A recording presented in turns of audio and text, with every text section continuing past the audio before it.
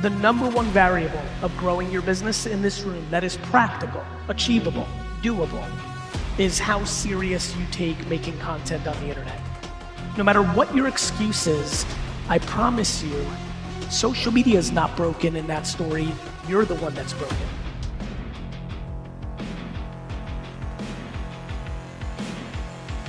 I know what's happening with the 20-year-olds that everybody makes fun of who are picking up incredible market share from a lot of you because they're actually being seen on social. They may not know business yet. And you love making fun of them for that. I got bad news for you. That they'll figure out. People make fun of things until they don't. Success is the beginning of the end. The ROI, I like to say, of a basketball is billions of dollars for LeBron James. It's zero for me. How one plays with the tools is the variable of success. And so we can get into the mindset, very much the intro, which was lovely, thank you, and in depth. I do believe that the far majority of what is the opportunity in this room or the limitation sits in two very simple categories. One's uncomfortably black and white, and one is remarkably gray. This is very clear. If you're sitting in the crowd and you're not doing this work, it's only two things, and they're both interesting. One is audacity. You're audacious that what you did in 1993 or 2001 or 2007 is enough for you to dominate 2022. Or you lost your ambition, which is okay. I don't think it's a bad thing that you're not as hungry. Maybe you've scratched your itch. Maybe you do want to do other parts in your life, but don't lie to yourself. And understand yourself on where you are in your journey. If you want to sell things, it's a good idea to make it easier for people to buy from you. And so the innovation is the mindset. The innovation is going home now and deciding what you just saw in this talk and saying, is he right or is he wrong? And if you find yourself saying, he's right, but I don't want to, I really mean this, that's okay.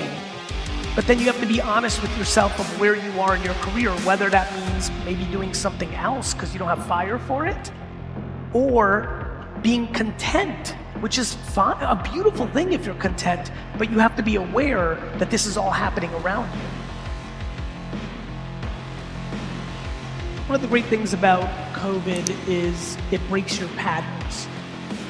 When you're able to make it to the other side of a war or a pandemic or a challenging time in one's life, it gave you time to kind of slow down. You know, the reality is that life is about understanding the alternative. It's really hard to complain about what milk was put in your Starbucks when you came from dirt. So the number one variable of growing your business is how serious you take making content on the internet. Either you're good at it or you're not, no different than basketball. We need to have a very big conversation in the business world about how much kindness, compassion, empathy are the superpowers of business. Actual kindness means giving without expectation. And I believe in business, what is very clear to me is people think kindness and they use kindness, but what it really is a slight version of manipulation. You're doing something with thinking something else is going to happen. You're referring because you think you're going to, and it's all good. It's nice to maybe think, but don't confuse that with kindness. That's called strategy. Don't say you're kind, say you're throwing out reels and trying to hope it returns. Own what it actually is. I was at a conference like this many years ago, and I had just invested in Uber.